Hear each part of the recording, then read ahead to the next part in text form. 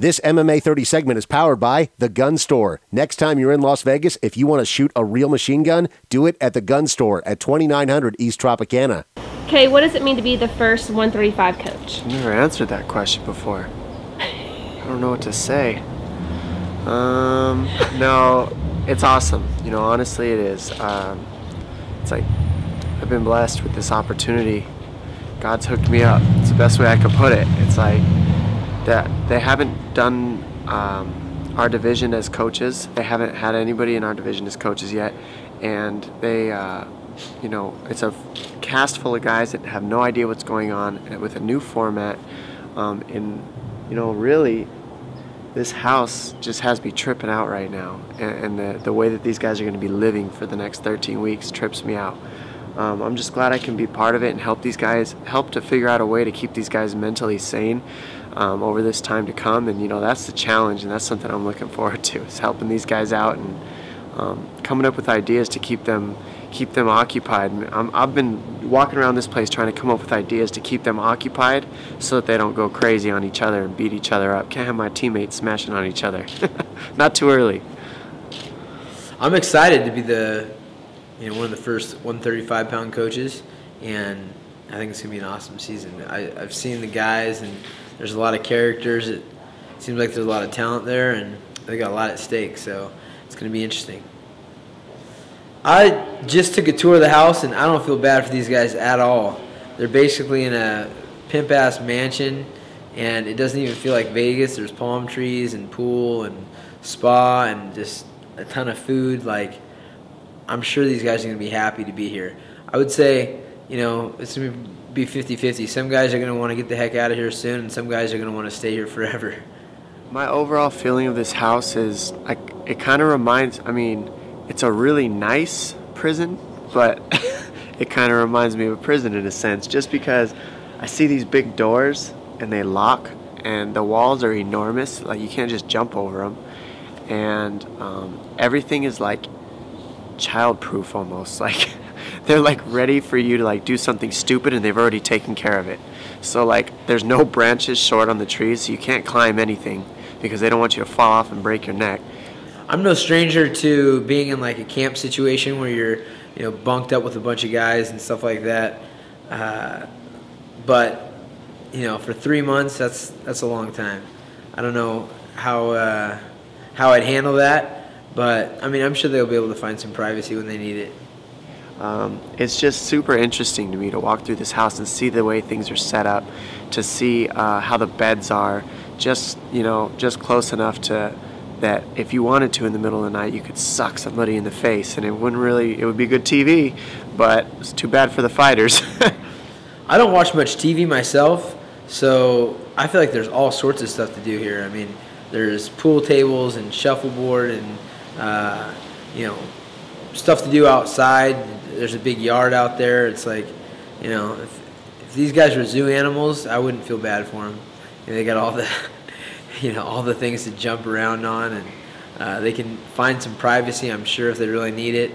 The one thing that's going to be hard for the guys is not being able to leave. It's, you know, it sounds great when you come in and take a look at what they've got here, but then the fact that they're stuck is a little bit less enticing. So, I mean, if you're going to be stuck somewhere, this seems like a good place to be stuck. I mean, they could use some chicks and maybe, you know, a little bit more freedom, but other than that, I think they're good. You're good. Yeah, well, I'm seriously having anxiety about this house. Poor guys. It's an intense situation that's going on here, and I'm excited to be a part of it and see what happens. There's a lot of benefits to the season being live. First and foremost, fans have to tune in if they want to see the live results. I mean, there's no spoilers. They can't hear through the grapevine or catch it on the internet. It's going to be now, and people love that. So there's also going to be less time to edit. It's going to be real. It's going to be real time. We're going to see exactly what happens, and you can't, you know, get much fluff going on in there. So as far as the difference, you know, that's some of the big differences. The other thing is it's twice as long. These guys are cooped up for twice as long, so they're going to be going stir crazy. Okay. This is where the evolution of MMA takes place. The benefits of the season being live is that these guys have to be forced to be seen on TV live every day. That's something that normally they wouldn't have to experience until the day that they step into the UFC octagon. Now they get to experience that every Friday. Really, a big part of fighting is dealing with those octagon lights that they say. Now, they're not going to have those lights, they're not going to have the crowd essentially around them, but they still have the eyes on them, and they know that because of the live television aspect of things. So that being said, it's a different sort of pressure that they're going to have to learn to deal with at the very beginning of their career, and I think that it's really going to help them with their confidence and really help skyrocket you know, the evolution of MMA, because it's a different aspect that they're having to deal with mentally. Do you feel like the live format's going to hurt them because there's no post-editing, that, you know, what they do and say is done? I mean, it could hurt them, but it's going to make for really good TV.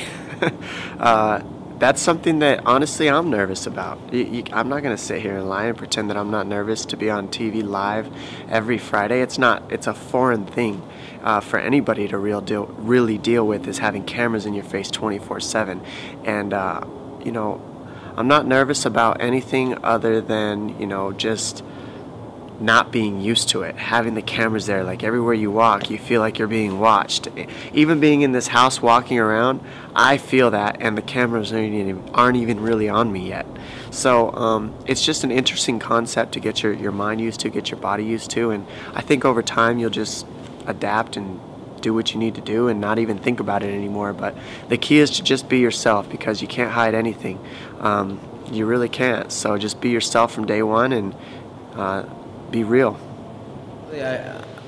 I'm not anticipating saying a bunch of stuff that I don't want to be seen, but I mean, you know, people are going to be saying what they feel, and it's going to be put on TV. So, I mean, you know, that's the reality of it.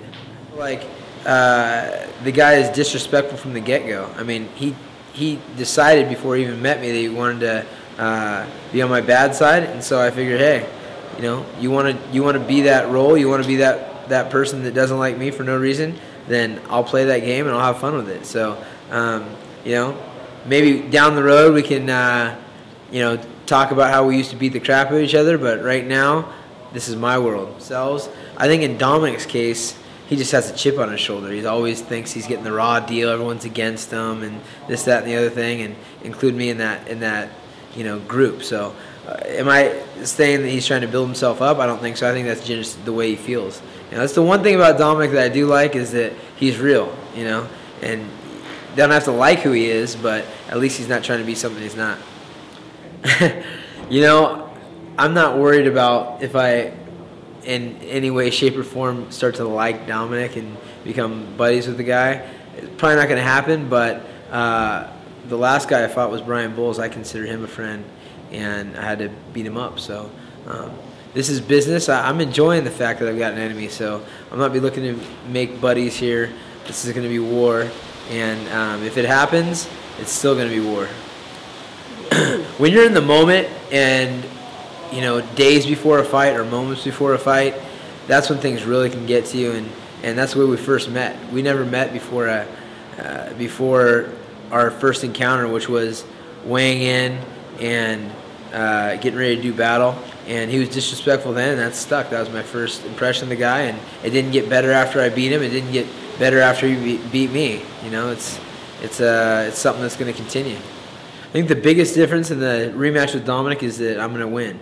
You know, last time it was a very close fight, and it basically came down to a decision, like all of his fights, and he got the nod. And I felt like I had done more to win. I didn't think I got beat up in any shape or form. So I'm happy to get another 25 minutes and be able to prove that I'm the man. And you know, I want to be going for the finish, but I got to score points along the way and make sure that everybody knows that I'm the champ. The rematch is going to be different just because we've had a year's time to exploit each other's weaknesses, fix our own game, you know, build mentally, build physically. Just everything's different. A year's a long time. And, you know, we also have a different bite of each other's style now. Last time we fought, we had 4 or 5 years in between the fight. Now we've had a year to just sit and think about that fight in and out.